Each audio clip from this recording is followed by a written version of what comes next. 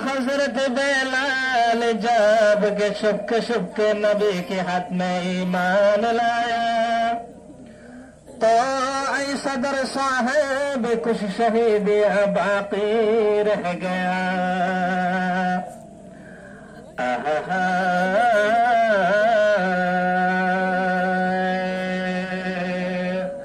मस्जिद नबवी में हजरत बेलाल देते थे अजान, शुभ के नबी के हाथ में लाया है ईमान।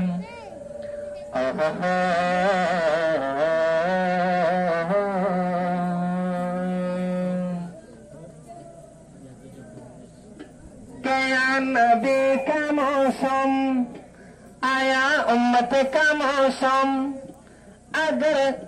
अगर देखता हूँ असहब को देता हूँ शुम।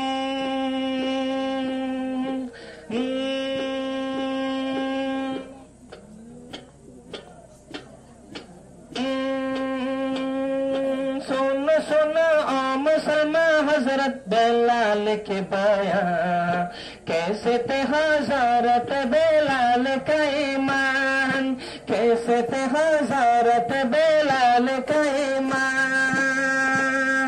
ज़ुहूर नबवी के बाद पर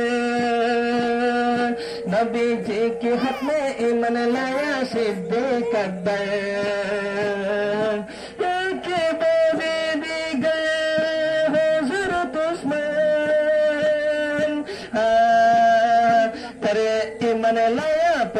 ईमान लाया बेलाल ने नबी जी के हाथ पर, नबी जी के हाथ पर।